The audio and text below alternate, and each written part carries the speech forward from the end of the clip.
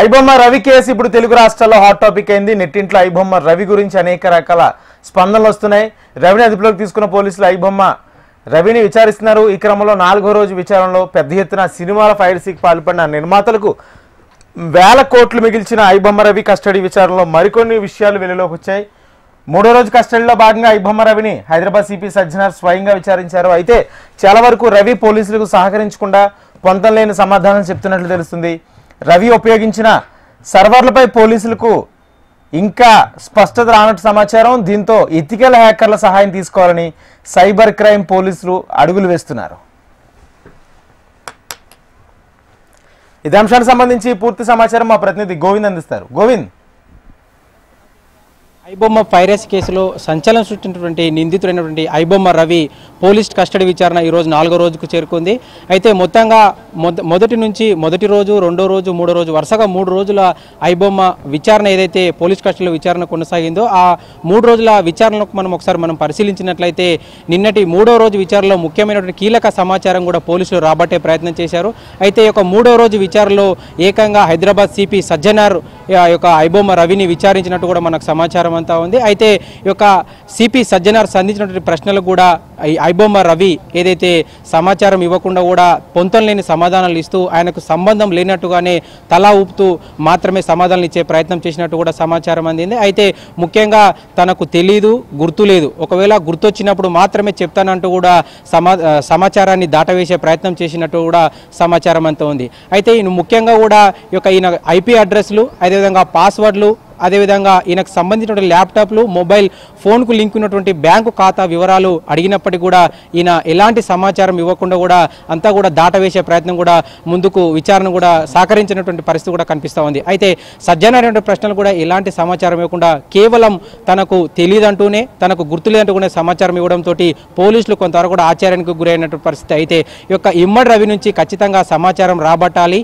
అయితే ఈయన వెనుక ఉన్నటువంటి ముఠా యొక్క లోతుగా, అంటే ముఠా ఏ విధంగా పనిచేస్తుంది, ఈ ముఠా మొత్తం వివరాలన్నిటి కూడా పూర్తి లోతుగా దర్యాప్తు చేసే కోణంలోనే ఈ యొక్క సైబర్ క్రైమ్ పోలీసులు ముఖ్యంగా ఎథికల్ హ్యాకర్స్ ఎవరైతే ఉన్నారో నిపుణుల ద్వారా ఈ యొక్క ఇమ్మడి రవి నుంచి పూర్తి సమాచారాన్ని, ఖచ్చితమైన సమాచారం రాబట్టే కోణంలోనే దర్యాప్తు వేగవంతం చేసినట్టు చెప్పుకోవచ్చు. అయితే ఎథికల్ హ్యాకర్స్ ద్వారా ఈ యొక్క ఇమ్మడి రవికి సంబంధించినటువంటి ఏదైతే నవంబర్ 14న ఈ యొక్క ఇమ్మడి రవిని అరెస్ట్ చేసినటువంటి అపార్ట్మెంట్లో ఏదైతే సీజ్ చేయబడినటువంటి ల్యాప్టాప్లు కానీ, హార్డ్ డిస్క్లు కానీ, అదేవిధంగా ఈ యొక్క మొబైల్ ఫోన్లు, ఈ యొక్క పాస్వర్డ్లు చెప్పకపోవడంతో ఈ పాస్వర్డ్లను ఓపెన్ చేస్తే అంటే ఎథికల్ సంబంధించిన నైపుణ్యం ఉన్నటువంటి ఎథికల్ హ్యాకర్స్ను తీసుకొచ్చి ఖచ్చితంగా వీళ్ళ ద్వారా ఈ యొక్క మొబైల్ను, ల్యాప్టాప్ను, హార్డ్ డిస్క్లు ఉన్నటువంటి సమాచారాన్ని బయటికి తీసినట్లయితేనే ఈ యొక్క ఇమ్మడి రవికి సంబంధించిన ముఠా వ్యవహారం అంతా కూడా బయటకు వచ్చే అవకాశం ఉందంటూ కూడా పోలీసులు ఇప్పటికే గుర్తించారు.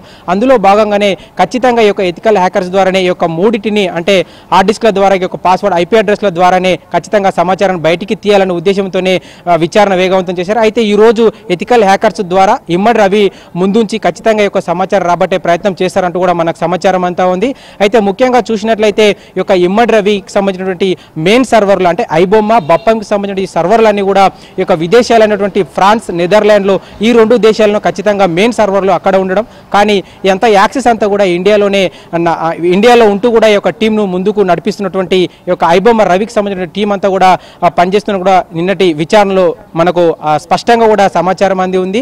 అయితే ముఖ్యంగా ఈ యొక్క ఐపీ అడ్రస్ల ద్వారానే విదేశాల్లో ఉన్నటువంటి ఈ యొక్క ఫ్రాన్స్, నెదర్లాండ్ దేశంలో ఉన్నటువంటి యొక్క సమాచారాన్ని రాబట్టే ప్రయత్నం కూడా పోలీసులు ఈ రోజు 4వ రోజు విచారణలో చేసే అవకాశం ఉంది. అయితే ఒక దేశానికి సంబంధించిన విచారణ సైబర్ క్రైమ్ పోలీసులు చేస్తున్నట్లయితే, కానీ ఫ్రాన్స్, నెదర్లాండ్ ఉన్నటువంటి మెయిన్ ఐపీ అడ్రస్ల ద్వారా ఈ యొక్క విచారణ అనేది కూడా దేశానికి దాటి, అంటే అంతర్జాతీయ కోణంలో కూడా విచారించాల్సిన పరిస్థితి ఏర్పడింది. కాబట్టి ఖచ్చితంగా కేంద్ర ప్రభుత్వంకి సంబంధించినటువంటి సైబర్ సెక్యూరిటీ వాళ్ళ యొక్క అథారిటీకి సంబంధించినటువంటి వాళ్ళ యొక్క సహాయాన్ని కూడా సైబర్ క్రైమ్ పోలీసులు కోరినట్టు కూడా మనకు సమాచారం అంతా ఉంది.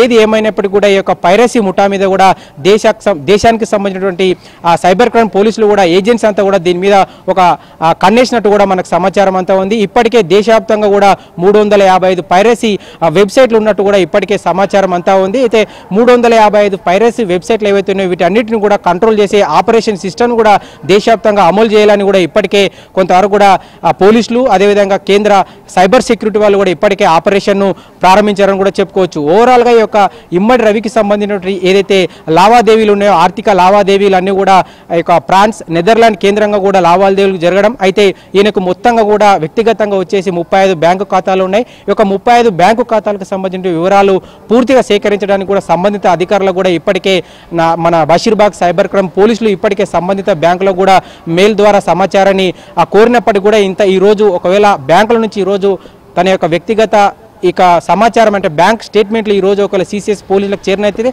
దాన్ని ముందు నుంచి కూడా ఇమ్మడి రవిని విచారించే అవకాశం ఉంటుంది.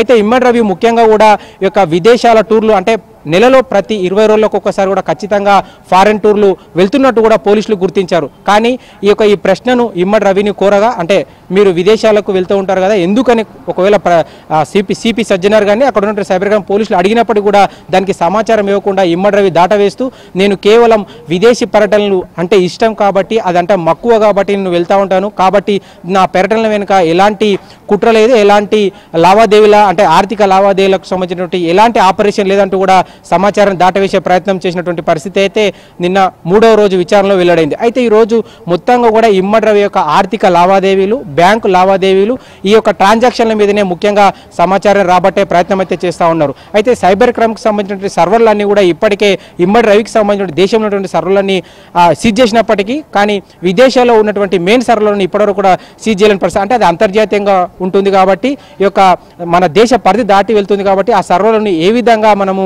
మొత్తానికి కూడా బంద్ చేయాలనే విధంగా కూడా ఇప్పుడు ఎథికల్ హ్యాకర్ల సహాయాన్ని కూడా ఇప్పటికే సిసిఎస్ పోలీసులు కోరినటువంటి పరిస్థితి. అయితే ముఖ్యంగా ఇమ్మడి రవికి సంబంధించిన ఆర్థిక లావాదేవీలు ఏవైతే ఉన్నాయో మొత్తంగా భారతదేశ కేంద్రంగా కూడా ఆయనకు ఉన్నటువంటి 35 బ్యాంకు ఖాతాల ద్వారా తన యొక్క లావాదేవీలను కొనసాగించడం కూడా ఇప్పటికే పోలీసులు గుర్తించారు. అందులో భాగంగా నిన్నటి 3వ రోజు ప్రశ్నలో కొంతవరకు కూడా సమాచారం రాబట్టే ప్రయత్నం అయితే చేశారు. ముఖ్యంగా ఇమ్మడి రవికి సంబంధించిన ప్రాణ స్నేహితుడైనటువంటి నిఖిల్ అదేవిధంగా ఇమ్మడి రవికి సంబంధించిన సోదరైనటువంటి వీళ్ళిద్దరికీ కూడా ఖచ్చితంగా ఇమ్మడి రవి బ్యాంకు ఖాతా నుంచి వీరిద్దరికి కూడా బ్యాంకు లావాదేవీలు కూడా జరిపినట్టు కూడా నిన్నటి 3వ రోజు విచారణలు కూడా స్పష్టమైనటువంటి సమాచారం అయితే పోలీసులు సేకరించిన పరిస్థితి. అయితే ఈ యొక్క ఇమ్మడి రవికి సంబంధించిన మిత్రుడు అదేవిధంగా తన యొక్క సోదరిని ఇద్దరిని కూడా త్వరలో కూడా విచారించే అవకాశం ఉందంటూ కూడా మనకు సమాచారం అంతా ఉంది.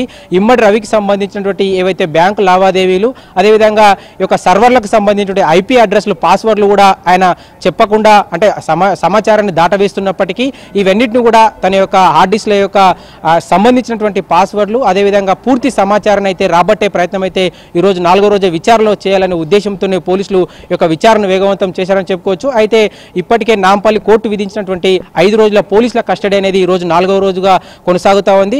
మరొక రోజు అవకాశం అంటే రేపటితో ఈ యొక్క కస్టడీ గడువు అనేది ముగుస్తున్న నేపథ్యంలో మరి పోలీసులు ఈ రోజు 4వ రోజు ఇమ్మడి రవిని అంటే ఎలాంటి ప్రశ్నలు సంధించి ఖచ్చితమైనటువంటి సమాచారాన్ని ఏ విధంగా రాబడతారనేది కూడా కొంతవరకు అయితే ఆసక్తికి అయితే రేపుతున్నటువంటి పరిస్థితి మనకు కనిపిస్తూ ఉంది. ముఖ్యంగా కూడా ఈ యొక్క ఇమ్మడి రవికి సంబంధించినటువంటి అన్ని హార్డ్ డిస్కులు ల్యాప్టాప్లు మొబైల్ అన్నీ కూడా ముందు ఉంచి నిన్న 3వ రోజు విచారించినప్పటికీ కూడా సమాచారం అయితే దాటవేస్తా ఉన్నాడు. అయితే ఇమ్మడి రవి మొత్తానికి కూడా ఈ యొక్క ఆన్లైన్ బెట్టింగ్ ద్వారా ఆన్లైన్ బెట్టింగ్ నిర్వాహకులు ఏవైతున్నారో 1bet1x అనే నిర్వాహకుల యొక్క ఐపీ అడ్రస్లు వారి యొక్క పూర్తి సమాచారాన్ని అయితే ఇప్పటి వరకు ఈ యొక్క 3 రోజుల విచారణలో కూడా ఇప్పటివరకు సమాచారం అయితే ఇవ్వలేదు. ఈ యొక్క మరి 4వ రోజు విచారణలో మాత్రం ఈ యొక్క ఆన్లైన్ బెట్టింగ్ సంబంధించినటువంటి ఎవరైతే రైట్ థ్యాంక్ యూ గోవింద్.